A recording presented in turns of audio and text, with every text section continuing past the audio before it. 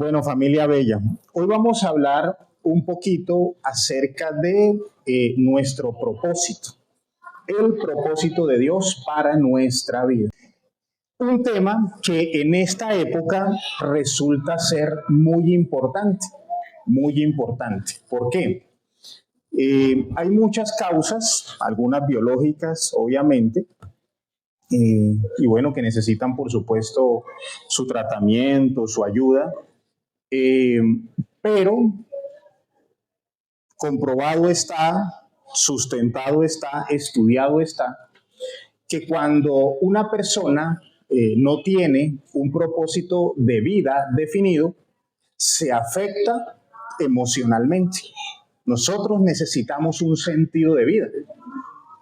Hablando acerca de esto con algunos en estos días, les recordaba o les invitaba más bien a recordar que, por ejemplo, cuando una persona se jubila y no sigue con funciones, con algo que tenga que hacer, pues esta persona se empieza a deteriorar emocional, físicamente, porque todos necesitamos un sentido de vida. Quiero entonces pedirle que pensemos en algo y necesito hacer el ejercicio por generaciones. Muy bien, definitivamente, hola, después me regañan. Definitivamente el tema de la tecnología es lo que más vemos hoy día, ¿no? Que no existía años atrás. De hecho, ¿hace cuánto tenemos celulares, por ejemplo? ¿Unos 20 o 30 años? 30 años, más o menos, ¿no? Quiero pedirle que volvamos a pensar hace ciertos años, pero que pensemos en qué cambios socioculturales hemos tenido. ¿Para bien o para mal? ¿Qué cambios hemos tenido? El respeto, la honra a los padres. Oiga, le decían a uno, donde hay adultos, los niños. Oiga, yo nunca he estado de acuerdo con eso. Ok, respeto, honra a los padres, ¿qué más? El baile, la educación. ¿Por qué estos cambios? Obviamente no todo es malo, hay muchas cosas positivas, pero definitivamente a nivel social e incluso un poco a nivel cultural, hemos visto muchas cosas negativas. Cambios, como ustedes bien decían, en el tema de la educación, en el tema del respeto. Hemos visto cambios y seguramente cosas negativas, como le decía. Nuestros padres o abuelos afirman que todo tiempo pasado fue ¿qué? Mejor. ¿Usted sabe que eso es antibíblico? La Biblia dice que nunca digamos que lo pasado fue mejor. Pero cuando uno mira lo que está sucediendo, a mí me sorprende mucho, por ejemplo, lo mencionaban acá, el irrespeto a la autoridad. Me sorprende, o sea, no logro procesar, y aquí en Colombia, todo este tema del estallido social, Cali, que fue muy representativo, hombre, ya no respetan al guarda de tránsito, no respetan a la policía. Y bueno, son cosas que vienen pasando. Y pues bueno, cuando yo veo eso, a veces viene a mi memoria un pensamiento, a mi mente un pensamiento, y es que también la Biblia deja ver que luego vendrán cosas peores a las que hoy estamos viendo. ¿Qué vamos a ver? Avances tecnológicos, todos los que usted quiera, pero a nivel social y a nivel cultural, de pronto no tanto. Hoy día muchas parejas afirman no querer tener hijos, por ejemplo. Algunas por miedo, porque dicen, no, es que eso cuesta un poco de plata. Pero resulta que también muchas personas dicen, no vamos a tener hijos por lo difícil que puede ser levantar un hijo en este tiempo, por lo que socialmente está sucediendo. por el irrespeto, por la mala educación, por el desorden sexual. Y la pregunta con la que quiero cerrar esta introducción es, ¿por qué cree usted que eso está pasando? En el entendido de que la Biblia tiene una respuesta clara para ello. ¿Por qué estamos como estamos? Entonces, de pronto uno podría decir, y tiene toda la razón, uno podría decir, no es que el mundo se alejó de Dios. Sí, de acuerdo. Pero le puedo afirmar, y es motivo hoy de nuestro estudio, que lo que hemos dejado de lado es precisamente el propósito para el cual Dios nos escogió. O mejor aún, el propósito para el cual Dios a usted y a mí nos diseñó. Toda aquella persona que diseña algo lo hace con un objetivo. Diseñé una cuchara. ¿Quién habrá inventado la cuchara? Ni idea. Pero de seguro la persona que inventó la cuchara, que diseñó la cuchara, que trabajó hasta perfeccionar la cuchara, de seguro en su cabeza tenía un propósito: solucionar algo, satisfacer una necesidad. Y con Dios no es distinto. Hoy, a la luz de la Biblia, quiero estudiar con usted una verdad que sustenta el por qué hoy estamos como estamos, y que tiene que ver con haber perdido, quizás algún cristiano, haber perdido nuestro propósito. Le voy a invitar entonces a Romanos capítulo 1. Vamos a ir, por favor, a Romanos capítulo 1 y vamos a leer a partir del verso 18.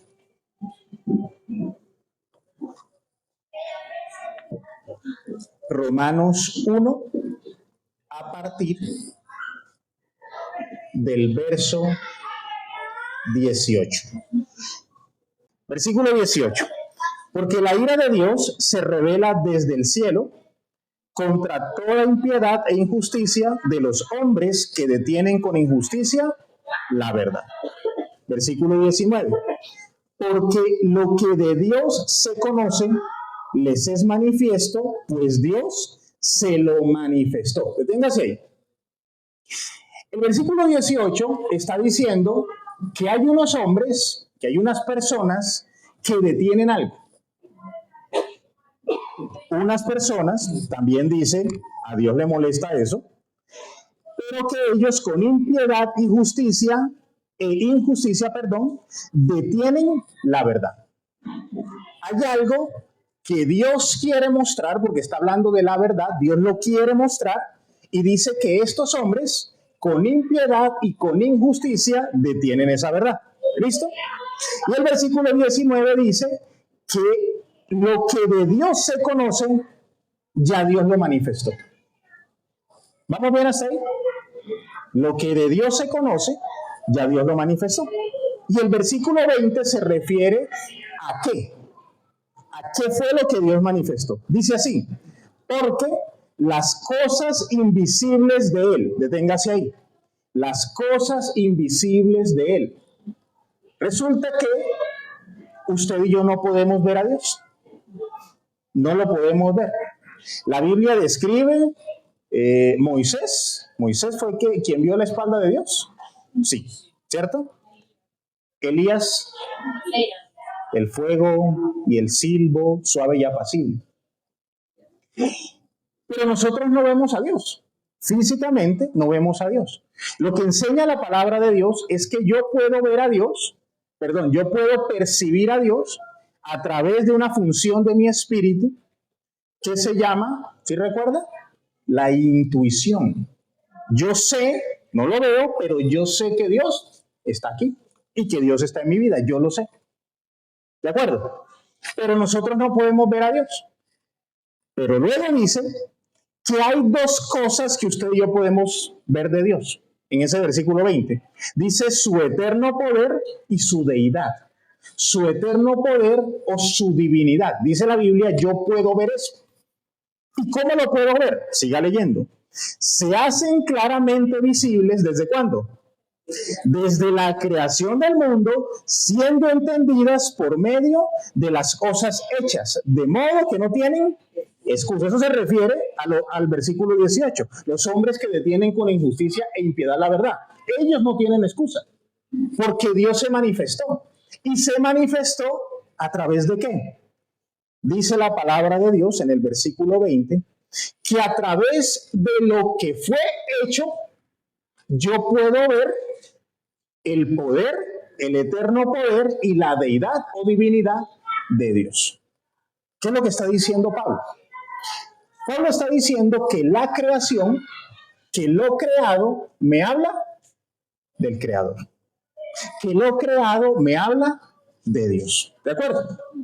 Entonces yo quiero pedirle, vamos a hacer un ejercicio sencillo para que se mueva y se despierte un poquito. Yo quiero pedirle que usted se mire la mano. Yo tengo una mano delgada, peluda. Sí, mi mano es peluda, ¿verdad? Yo la veo. Y si yo me detengo a reflexionar en mi mano, así como usted en la suya, ¿usted qué concluye? ¿Yo qué concluyo? Tremenda perfección, la mano. ¿Qué sería del cuerpo sin la mano? ¿Cómo se rascaría usted? ¿Cómo se rascaría? Ráscame ahí, como los burros ahí. Tremenda perfección la mano. Las articulaciones, los nervios que hacen que yo pueda hacer este movimiento, ¿cierto? Dice la Biblia que en lo creado yo veo al Creador. En lo creado yo veo al Creador. El otro día tuve una conversación, la líder Amy, la esposa de Agus, ¿está por aquí? ¿No la veo? No. Y estábamos hablando, ella es nutricionista, y entonces estábamos hablando de los alimentos. Y yo le decía, bueno, le recordaba porque ella lo sabe, y le decía que a mí me llama mucho la atención que la Biblia dice que todo lo creado por Dios es bueno en gran manera. Y entonces ella empezaba a explicarme, y recuerdo que hablábamos acerca del tomate. Y ella me decía, vea líder, el tomate es bueno para esto, para esto, para esto, para esto, para esto.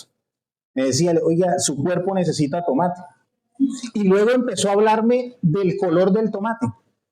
Y me decía, el tomate verde sirve para esto, el tomate rojo sirve para esto. Y me decía, líder, es que hasta el color tiene que ver con un propósito funcional en nuestro cuerpo. ¿Cómo le parece? Lo creado habla de quién? Del Creador. Usted ahorita, bueno, los que están sentados acá en las sillitas nuevas, ¿usted qué opinión le genera eso? ¿Se siente cómodo ahí? Entonces, ¿usted qué piensa de la empresa que las hizo? ¿Qué piensa? ¿Trabajan bien? ¿Trabajan mal? ¿Tienen buenos acabados? ¿Vale la pena contratarlos? La creación habla de quién? Del Creador. Y eso es lo que dice Pablo allí, versículo 21. Dice que estos hombres, dice, pues habiendo conocido a Dios, no le glorificaron como a Dios ni le dieron gracias. Ojo con eso, no le dieron gracias, sino que se envanecieron en sus razonamientos y su necio corazón fue ¿qué? Tremendo. Fruto de no reconocer al Creador pasó algo. O más bien, pasaron varias cosas. Dice el versículo 21, primero se volvieron ingratos. Fruto de no reconocer al Creador, se volvieron ingratos. Mire qué interesante. Dice luego que se envanecieron en sus razonamientos. Se envanecieron en sus razonamientos. ¿Eso a usted qué le suena? Se envanecieron en sus razonamientos. Ah, se creyeron más que Dios. El término vano tiene que ver con algo que no tiene sentido, algo que no tiene fondo. El término vano. Entonces Pablo está diciendo que en la manera de pensar, aquellos que no reconocieron a su Creador empezaron a pensar cosas que no tienen sentido. Ojo con eso. Ingratos, y en su razonamiento cosas que no tienen sentido. Ojo con eso, por no reconocer al Creador. Y luego dice que en su necio corazón pasó algo. ¿Qué dice? Léalo, ahí está. ¿Qué dice al final del 21? Su necio corazón fue ¿qué?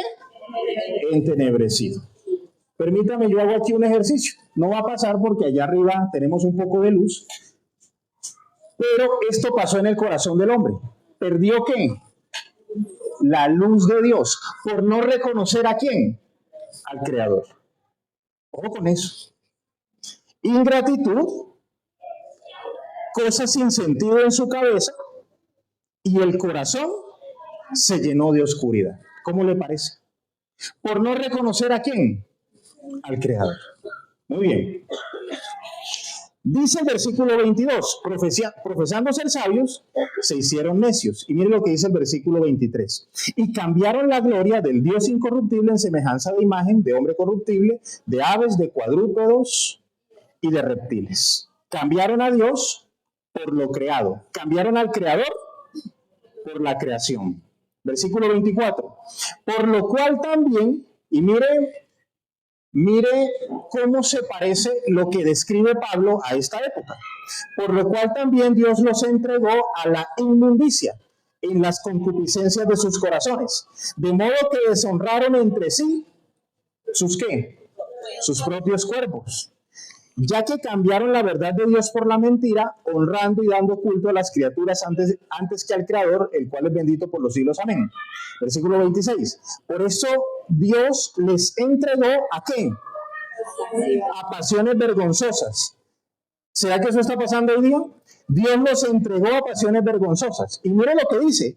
Pues aún sus mujeres, cambiando el uso natural por el que es contra naturaleza, y de igual manera como la reina, y de igual modo también los hombres, dejando el uso natural de la mujer, se encendieron en su lascivia unos con otros, cometiendo hechos vergonzosos ¿quién con quién?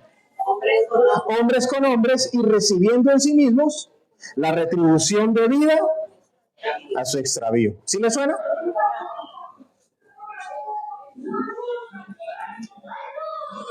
La sociedad, o la parte de la sociedad que quizás piensa distinto en temas de identidad, en temas de orientación, y eso por supuesto con todo el respeto, reconoce a Dios como su creador. Lo que está diciendo la Biblia es que por la falta de reconocer a Dios como creador, el hombre y la mujer en sus roles y en su identidad sexual se distorsionan. Ahí está escrito. ¿Me estoy haciendo entender? Ahí está escrito. Voy cerrando esta porción. Versículo 28. Y como ellos no aprobaron tener en cuenta a Dios, Dios los entregó a una mente reprobada para hacer cosas que no convienen. Versículo 29. Estando atestados de toda injusticia, fornicación, perversidad, avaricia, maldad, llenos de envidia, homicidios, contiendas, engaños y malignidades, murmuradores, detractores, aborrecedores de Dios, injuriosos, soberbios, altivos, inventores de males, desobedientes de los padres, necios, desleales, sin afecto natural, implacables, sin misericordia. Le pregunto, ¿estamos viendo eso? De pronto es la razón, como lo decía al principio, por la cual algunas personas hoy dicen, no, yo hijos, porque lo que está sucediendo resulta tan complicado y resulta tan poco atractivo que no, hijos, ¿para qué? Versículo 32, y aquí cerramos. Quienes habiendo entendido el juicio de Dios, que los que practican tales cosas son dignos de muerte, no solo las hacen, sino que también se complacen con los que las practican. Desagradecidos, razonamiento envanecido, pensamiento sin sentido, su corazón sin la sabiduría de Dios, desordenados en sus prioridades, perdidos en su identidad sexual y haciendo cosas que no convienen. Pero tenemos que volver al principio. ¿Por qué? ¿Por qué? ¿Por no reconocer a Dios? como creador. Resulta que la vida del cristiano, la vida del ser humano, se complica cuando desconoce quién es su creador. Esta es apenas la introducción. Pero la vida se complica cuando uno desconoce quién es su creador. ¿Quién es nuestro creador? De pronto usted dirá rápidamente, pues Dios.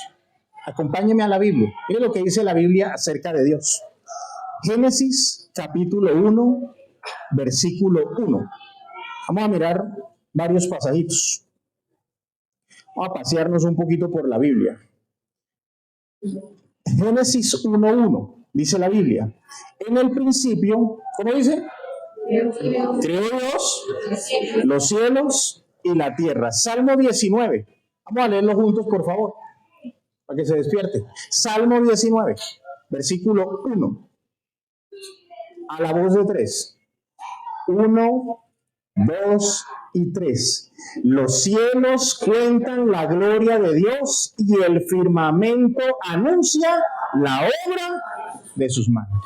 Miramos al cielo y ¿qué vemos? A Dios. Las manos de Dios vemos en el cielo. Hebreos capítulo 3. Hebreos 3. Versículo 4. A la voz de 3. Hebreos 3:4. 1, 2 y 3. Porque toda casa es hecha por alguno, pero el que hizo todas las cosas es Dios. ¿De acuerdo? ¿Quién es su creador? Dios. Usted lo sabe, lo comprende. Allí mismo en Hebreos capítulo 4, versículo 16. Hebreos 4:16, dice la Biblia.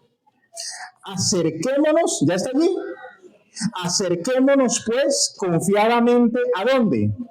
Al trono de la gracia, para alcanzar misericordia y hallar gracia para el oportuno socorro. Este versículo enseña algo. Este versículo enseña que el Dios de gracia está sentado en el trono de la gracia. Por supuesto que sí. Este versículo enseña que cuando yo me acerco al Dios de gracia, hallo unas cosas. ¿Qué encuentro en el trono de la gracia? Ahí está. ¿Qué dice? Encuentro misericordia. ¿Y qué más encuentro? Gracia para el oportuno socorro. ¿Dónde encuentro yo la misericordia y la gracia? ¿Dónde? Ahí lo dice, Señor, en el trono de la gracia. ¿Eso qué quiere decir? Por supuesto, en un sentido literal, que cuando yo me acerco al Dios de gracia, encuentro misericordia y gracia para que Él me ayude prontamente. Pero también allí hay una verdad de fondo. Y es que cuando yo me acerco a Dios, encuentro en Él una característica especial. O mejor aún, me acerco a Dios porque en Él encuentro una característica particular. Por ejemplo, cuando yo, pecador, me acerco a Dios para que me perdone, ¿qué característica encuentro en Él? Misericordia, ¿qué más? Gracia, ¿qué más? Amor y perdón, ¿cierto? Si Dios no tuviese esa característica, yo no me acercara por eso. ¿Sí me hago entender o no? ¿Por qué le pido a Dios que me sane? Vamos a suponer que estoy enfermo. ¿Por qué le pido a Dios que me sane? Porque sé que Él me puede sanar, sí, pero hablemos desde la característica personal. ¿Cuál sería, Mile? Porque Él es ¿qué? Sanador. Jehová Rafa, dicen los judíos. Porque Él es sanador. Él me puede sanar. Él es sanador. O porque todo lo puede. Y cuando yo me acerco a Dios, porque Él es mi creador, ¿en qué debo creer yo? En que Él tiene un propósito para mi vida. ¿Sí tiene eso sentido para usted? Si me acerco porque Él es sanador, si me acerco porque Él es perdonador, si me acerco porque Él es proveedor, lo que contaban acá, si me acerco porque Él todo lo puede, también cuando yo me acerco a Dios, encuentro a mi Creador. Y entre las muchas cosas que mi Creador me puede decir, mi Creador me va a decir, ¿para qué me creo? ¿Me hago entender o no? El sanador me sana, el proveedor me provee y el Creador me dice, ¿para qué me creo? ¿Por qué entonces mucha gente hoy, así como, ¿por qué? Porque no reconocen a Dios como creador. Y si hay algo que genera crisis en una persona, es no tener sentido de vida. Porque en una época donde más alejados estamos de Dios, hay más problemas emocionales. Una de las razones es porque se nos olvidó quién es nuestro creador. Y eso que tiene que ver con usted, algo muy importante. Y es que solo aquel que se acerca a Dios entiende cuál es su propósito. Porque hoy estamos, así como sociedad, a la sociedad me refiero, y a veces incluso a las iglesias, porque estamos como tan perdidos, como tan desubicados, como corriendo con los mismos afanes del que no conoce a Dios. Porque quizás estamos como estaba yo en esa época, resistiéndome a lo que Dios tiene para mí, o resistiéndose a lo que Dios tiene para usted. Entonces, alejarme de Dios implica que yo también deje el propósito o su propósito para mi vida. Pero cuando yo me acerco a Dios y entiendo que Él es mi creador, entiendo que Él quiere algo a través de mí, así como lo quiere a través de usted. Y la Biblia lo sustenta. Génesis capítulo 2, por favor. La Biblia sustenta que Dios a usted y a mí nos creó para un propósito. Génesis capítulo 2, versículo 15. Génesis 2:15 dice la Biblia. Tomó pues Jehová Dios al hombre y lo puso en el huerto de Edén para que lo labrara y lo guardase. Dios no diseñó al hombre porque sí. Tan bonito que me quedó Adán y Eva, ¿no? Dios lo diseña con un propósito y ahí está claro.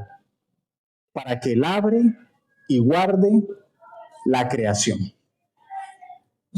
Lo que nos enseña que donde Dios a usted le ha puesto, nos llama a servirle. Donde usted está, en su trabajo, en su cuadra, en el apartamento donde vive, donde usted estudie, Dios le ha puesto a usted a servirle. ¿Y por qué no comprende el cristiano eso? Como lo leíamos en Romanos 1, porque no reconoce a Dios como su creador. Porque ese cristiano no reconoce a Dios como su creador y por supuesto esa no tiene que ser su vida. Dios tiene un propósito para usted. Efesios capítulo 2. Efesios 2.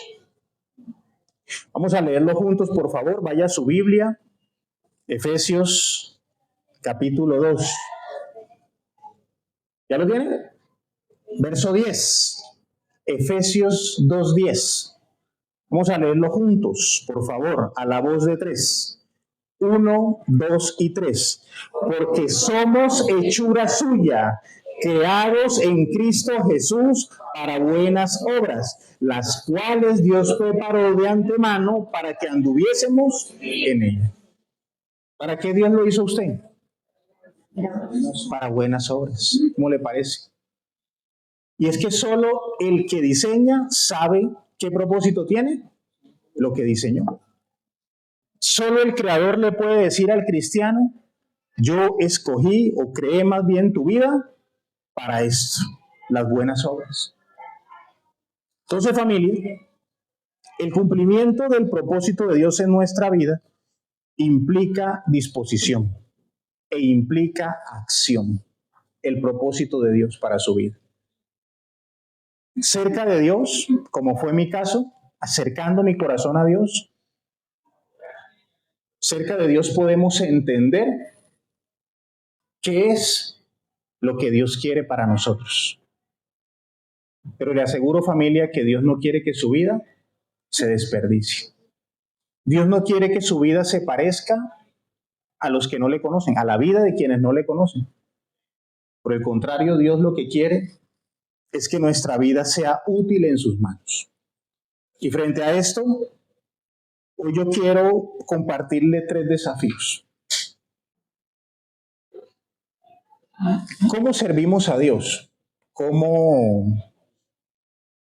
¿Cuáles son esas buenas obras? ¿Qué es lo que el Señor a nosotros nos pide hacer? Lo primero que Dios a nosotros nos pide es compartir de Cristo. Compartir de Cristo a todo el mundo. Compartir de Cristo. A la persona con la que compartimos el taxi, al compañero de trabajo, al compañero de estudio, al vecino, a la vecina. Compartir de Cristo.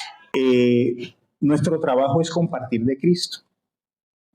Y yo quiero hoy animarle, invitarle, desafiarle a que disponga su casa para que en su casa se haga grupos de oración, su apartamento, ahí con sus vecinos, ¿de acuerdo?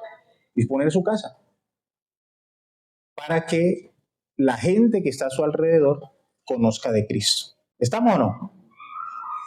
Esa es la primera buena obra de la cual habla la palabra del Señor, compartir de Cristo. Piense por favor en qué propósito le da Dios a su casa. Piénselo por favor. Lo voy a decir a nivel general, no lo voy a decir por nadie en particular porque pues, no hago nada con eso. De pronto usted se ha parado acá a decir, Dios me dio una casa. ¿Y usted para qué cree que Dios le dio esa casa? Así como, no, pues para que yo tenga casa, líder. Sí, pero ¿para qué? No, pues para dejarle algo a mis hijos. Sí, pero ¿para qué? Pues para que su casa se convierta en puerta de Dios y casa del cielo. ¿Me hago entender? Entonces yo quiero hoy invitarle a eso. Ojalá usted al final, luego de la oración, usted me diga, líder, cuente con mi casa. ¿Estamos o no? Segundo, ¿cuáles son las buenas obras? Colocar nuestros dones y talentos al servicio del Señor. Su vida no es solo para usted. Y su vida no es solo, como tanto lo decimos, para los anhelos de su corazón. Su vida es para que usted sirva a Dios. Y su casa es para que usted sirva a Dios. Y su profesión es para que usted sirva a Dios. Y sus talentos son para que usted sirva a Dios. ¿Me hago entender o no? Entonces, familia, la primera buena obra es disponer su vida y su casa para que en su casa se haga un grupo de oración. ¿De acuerdo? Lo segundo es disponer su vida a través de sus dones y talentos para que muchos otros conozcan al Señor y glorifiquen a Dios a través de sus talentos. Y tercero, como siempre lo hacemos cada año, nuestra ofrenda para el cumpleaños del Señor Jesucristo.